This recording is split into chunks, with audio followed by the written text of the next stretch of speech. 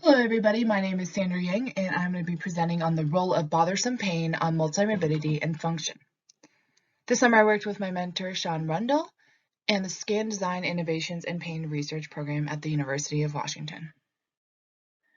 The purpose of my research was to determine whether bothersome pain modifies the relationship between multimorbidity and function among community-dwelling older adults. In past studies, Sean found that bothersome pain is associated with poor long-term functioning among this population and that it is associated with multimorbidity. You see in this graph, you did see that multimorbidities here are the presence of two or more chronic conditions at the same time, and we did see that over time, function decreased. And so this time around, we're curious about the role of bothersome pain as a modifier on this relationship. We took a sample of 6,783 adults aged 65 and older, participating in a national health and aging study run by the Johns Hopkins University. And this was a retrospective cohort study that looked at these participants over the course of 2 years.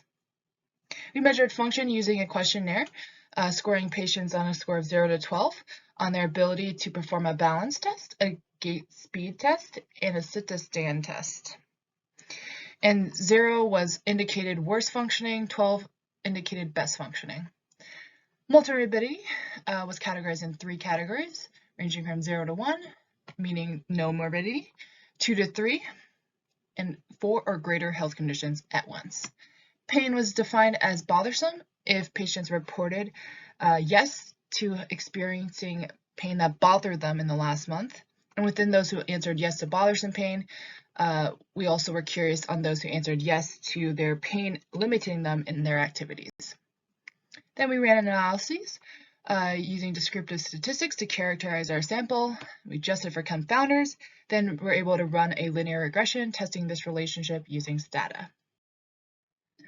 Our results showed we had a cohort about an even split between male and female. And we did see that there was a relatively even split between those who had bothersome pain and those without bothersome pain. And then those that of the 52.5% who had bothersome pain, 28.1% also had activity-limiting pain. And we did have a majority of the people in this cohort experiencing comorbidities in addition to their bothersome pain, about 75.6%. So it did seem to be the majority. Our linear regression tested 2 relationships with bothersome pain as a modifier and activity-limiting pain as a modifier down here. The first, our primary analyses was regarding bothersome pain, the red line indicating the presence of bothersome pain and the blue line indicating the absence of bothersome pain. And so we did see a difference here, which was statistically significant of a low p-value of 0.006. We saw as the number of comorbidities increased, function decreased at a greater rate than those without. So we did see a diverging line here, showing that pain did modify this relationship. And for reference, a difference in function of 0.5 is clinically meaningful.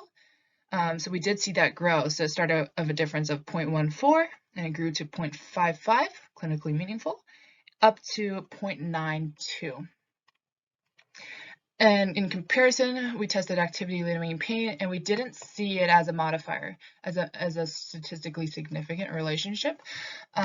We had a high p-value of 0.129, so we weren't able to see much of a difference, and then the lines were parallel in that there wasn't much of a difference in association with activity-limiting pain. In conclusion, we were able to learn that the difference in function among those with bothersome pain increased. It grew as the number of multimorbidity also grew compared to those without bothersome pain. So with this new knowledge, we're able to take some new steps testing these relationships using interventions in clinical trials, as well as improving our coordination and care between providers in the inpatient setting as well in the rehab setting. And also, we hope to raise awareness to the community of the particular vulnerabilities of those living with multimorbidity and bothersome pain. Lastly, I'd like to say some thank yous again to Sean, my mentor, the Prospects team, Sandy and Monica, Scan Design Foundation, and the Undergraduate Research Program for all your support and guidance. Thank you very much.